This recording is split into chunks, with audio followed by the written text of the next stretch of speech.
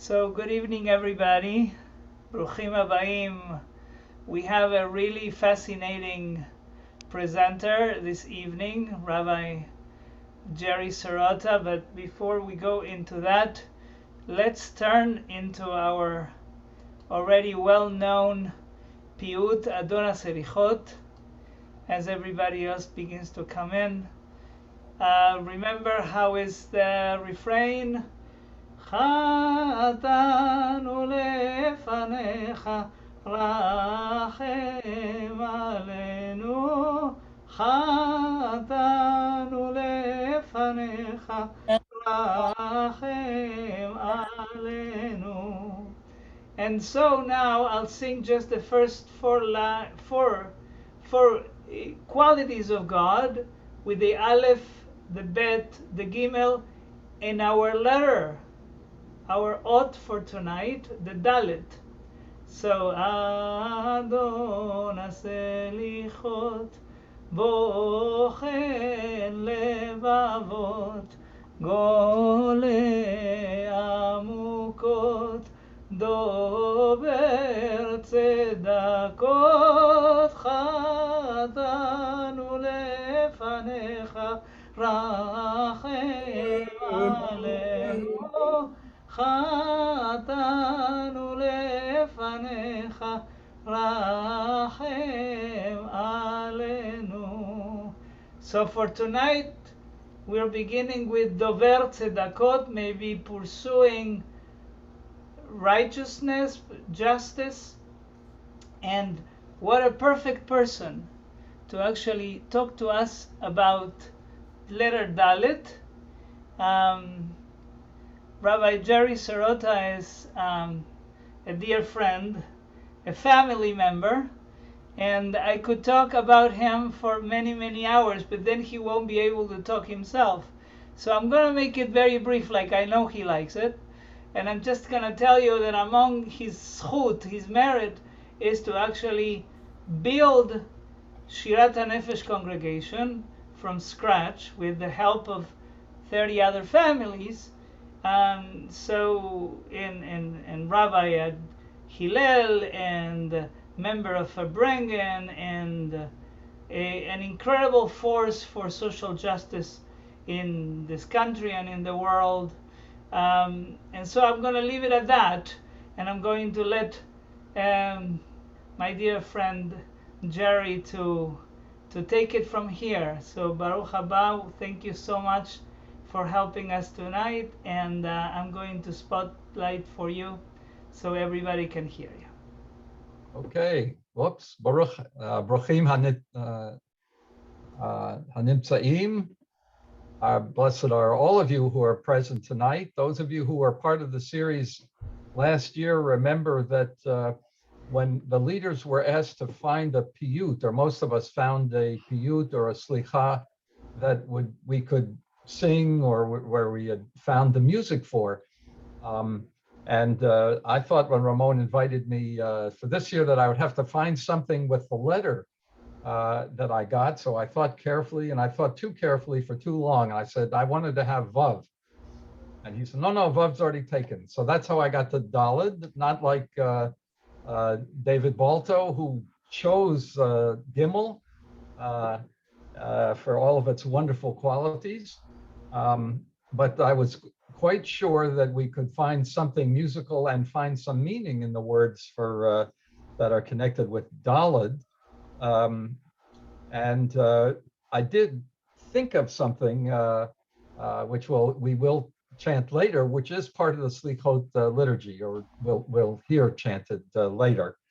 But the verse that you saw in and that we chanted, Dover Tzedakot, the one speaking of God who proclaims or speaks of tzedakot, it's a great companion and complement to what David Balto taught the other night with Gimel, Gimilut Chasadim, which are acts of love and kindness.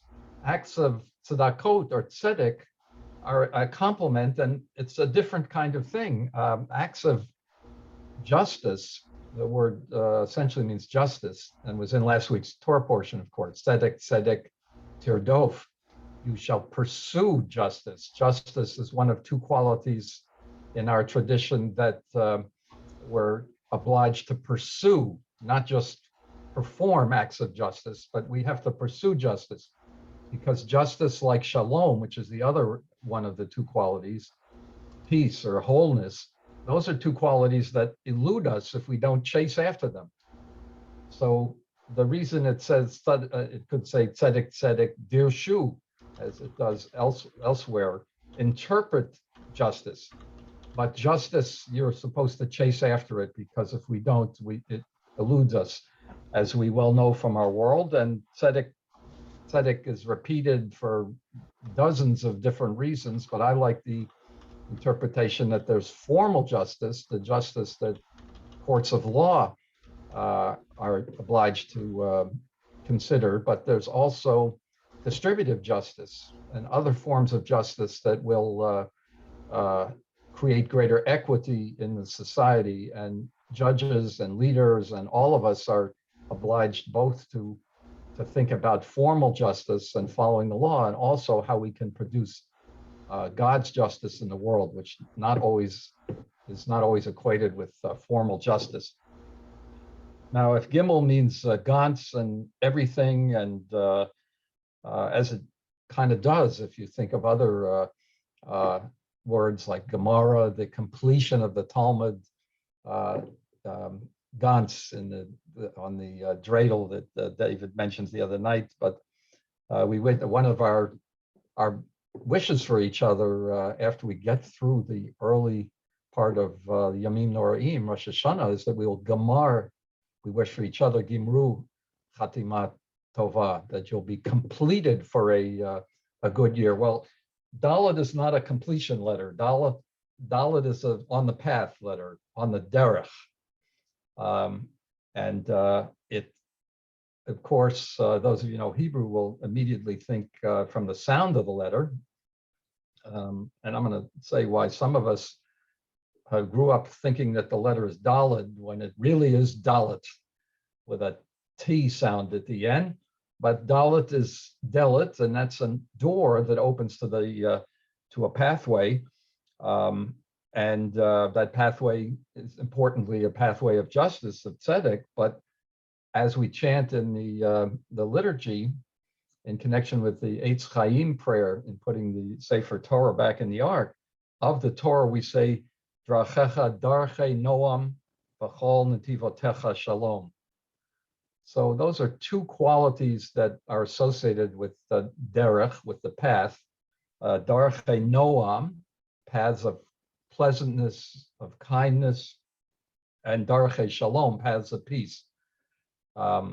We say about the Torah that all of its ways are ways of peace, darchei shalom, and the Talmud uses that phrase, mipnei darchei shalom, with the obligation we have not just to those who are part of our Jewish community, but any community that we're part of, no matter what its faith background is or the faith background of individuals. We are commanded all the qualities of Gimilut Chasadim and qualities of tzedek that we are obliged for our fellow Jews. We are also obliged mipnei darchei shalom, things like visiting the sick and burying the dead and eulogizing the dead and taking care of the poor.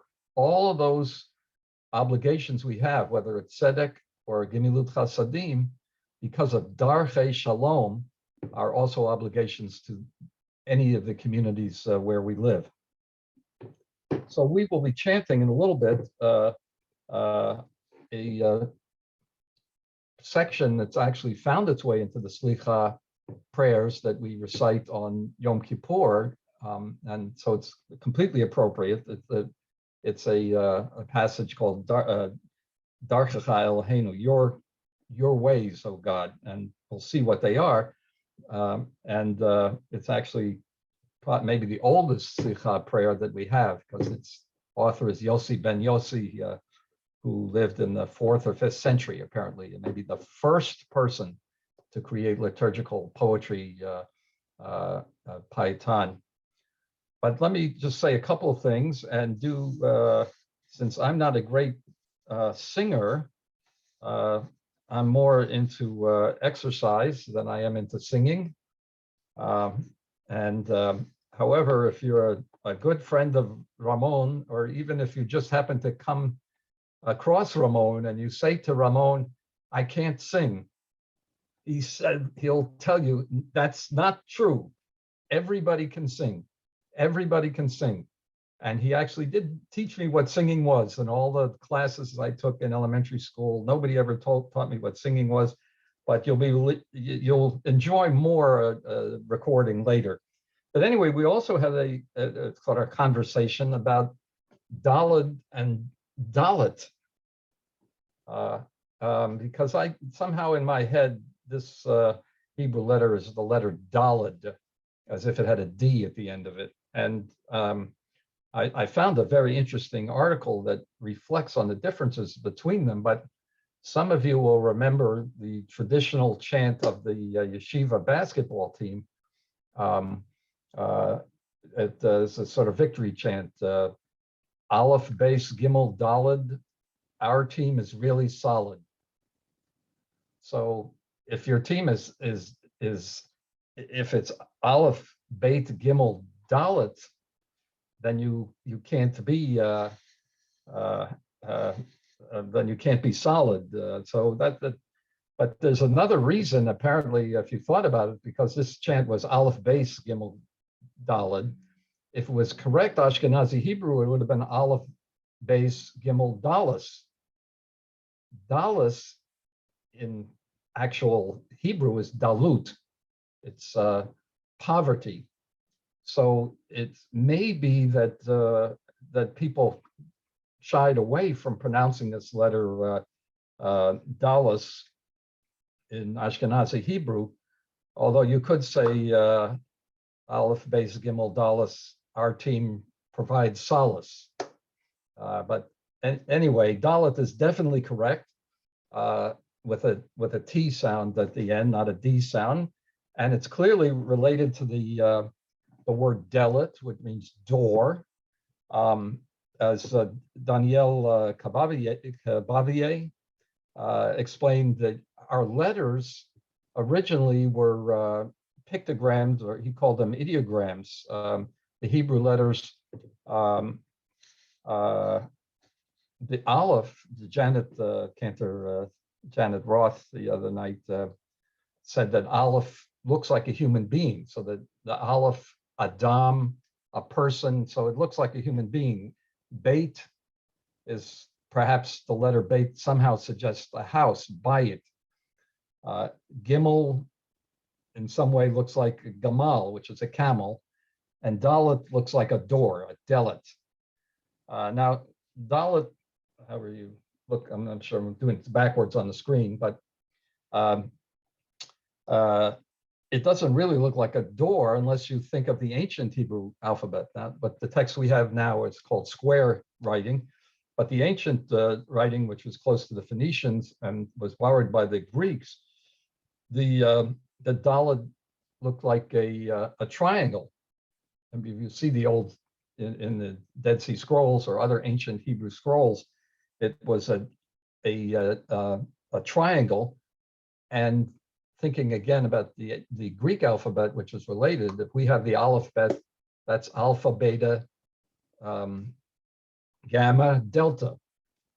So it's not A, B, C, D, it's A, B, G, D, and the delta is what the ancient Hebrew letter looked like, and it's also what a river delta at the end of a river that flows into streams looks like. So this was very much a pictogram, the ancient letter. Now, these letters, all of them have great mystical power. And for thousands of years, Jewish scholars and mystics have considered the impact of focusing on the specific letters, of meditating on them. We're going to meditate on Dalet in a little bit, and we're actually going to do a more modern form of meditation in the form of yoga in a little bit. But this idea that the Hebrew letters have an extraordinary power is also in the Midrash and in Rashi, who says that God created the world with the sake of by means of the Hebrew letters. Bereshit, in the beginning, it's usually translated, but there's an idea that with a reshit, namely the beginning of wisdom, namely all of the Hebrew letters, the creation of the world was achieved. By focusing on them, we can connect to the very deep experience of creativity, whether our internal creativity or God's creativity in creating the world. Originally, there was a form of Kabbalah, of Jewish mysticism, called prophetic Kabbalah. Abraham Abulafia in the 13th century, 1200s, wrote a book called Sefer, or a commentary on Sefer HaYetzirah, the book of creation. And he said that by combining the letters, particularly the letters in God's name, we could ourselves have an experience of revelation and prophecy. So I'm going to introduce this concept to you in a more modern way than Avraham Abulafia. And I'm helped in this by two books that I happen to have in my library. The Hebrew Alphabet, A Mystical Journey, and Alphabet Yoga. Am I putting this up correctly? I hope so. Alphabet Yoga, Embodying the Hebrew Letters for Physical and Spiritual Well-Being. So we're going to do some singing as a wonderful physical activity, but we're going to quickly illustrate how we can connect to these letters in two other ways, besides vocal exercise. Those who are able and willing to take a little bit of a risk and a challenge. If Ramon, you could put the page up with the with where we become the letter Dalet, and I'm going to try this with you. Let's see if that. Okay, so I'm not going to look on the screen. Nobody look on the screen at anybody else. Just stand up if you're able and willing, not required. But if you find your way to this book and you're interested in this kind of thing, we are going to become the letter Dalet by standing up as straight as possible with feet together, arms by the side. On the inhale and lift our arms up as high as we can lift them and stretch. Inhale and exhale. Now we're going to become a Dalet. We're going to look up through our arms, and we're going to bend at the waist and get as parallel to the ground as we can, and don't droop at the end or you will become the letter Resh. And that's a different exercise. So bend. First, take a breath in, bend, and then exhale when you get all the way as far as you can go. Now it says, smile and take 3 to 5 deep breaths.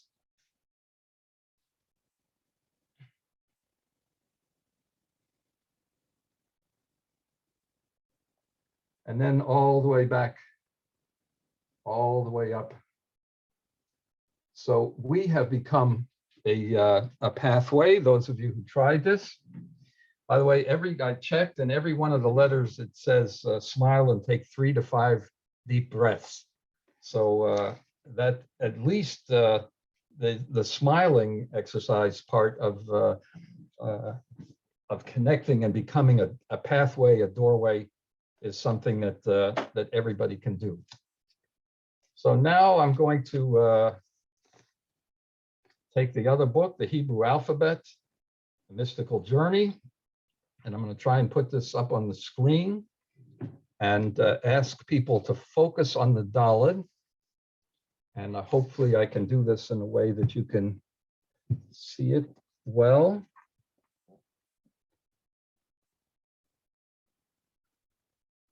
So That's great.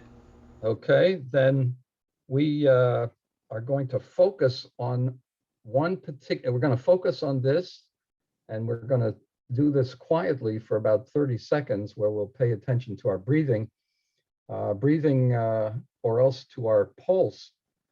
The Hebrew word for pulse is dofek, which is another Dalet word. But the purpose of this is to achieve what in Hebrew we call dveikut, which means connectedness to God.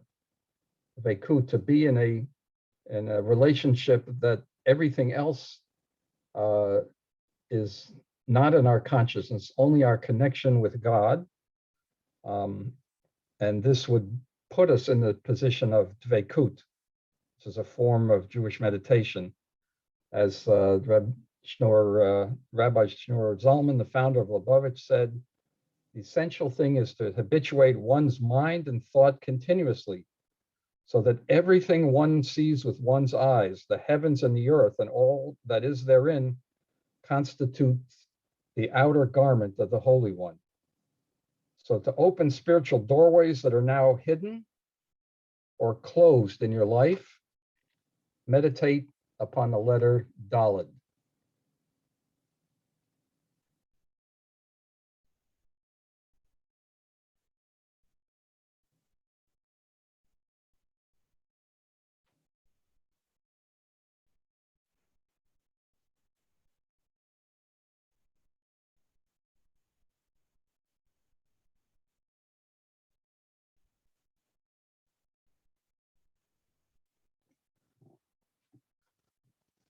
So that is part of, I think, part of our spiritual work during the month of Elul and during the season of Selihot is to open pathways, open doorways that may have been closed in the previous year. And that is something that we could, as we go through the Hebrew alphabet, we can keep in mind.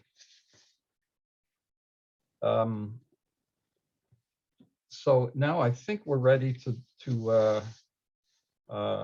chant Darchacha Eloheinu.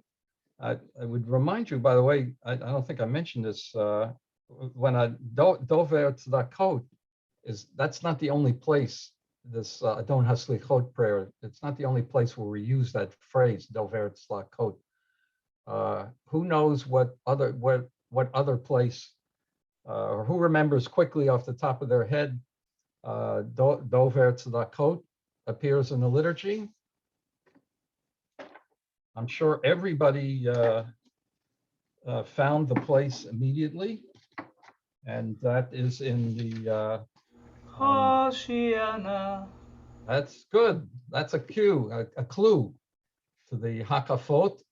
And it's an interesting, the Hakafot on Simchat Torah, the second Hakafah starts Dover Tzedakot Hoshiana.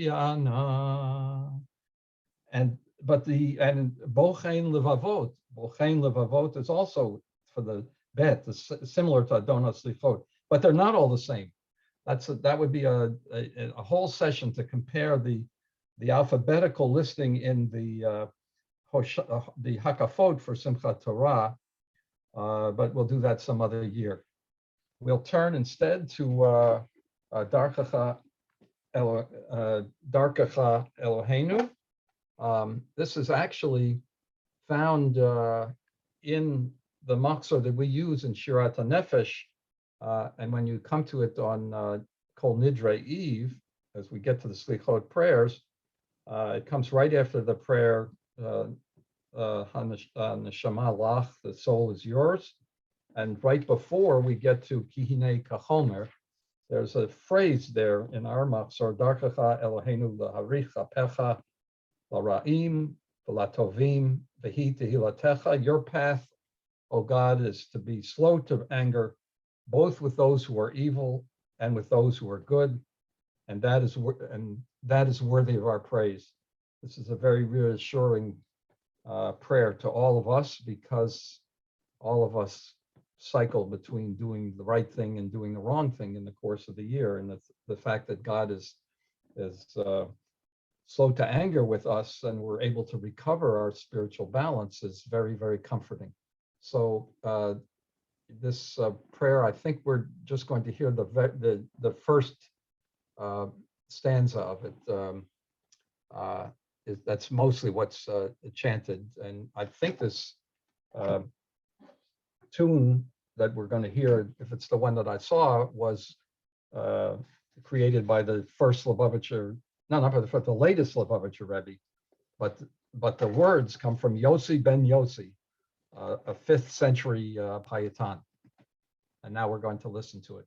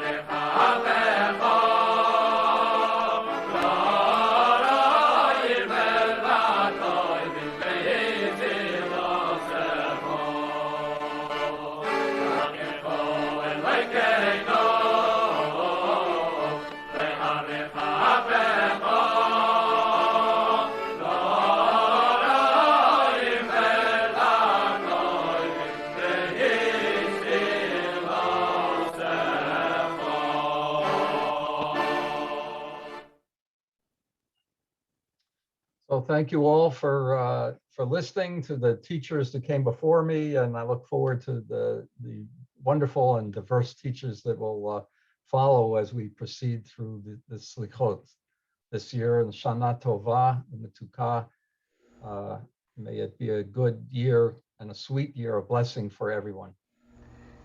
Thank you so much, Tiskele Mitzvot. Beautiful, beautiful teaching. Your words, of course, remind me of a part of the Ne'ilah service where we say, Delatecha dafagnu, your doors, God, we have knocked, Rahum bechanun, the one, the merciful one. Nal teshivenu rekam, do not leave us empty. And so another words that have a Dalet in them, Delatecha, like you explained, Dalet.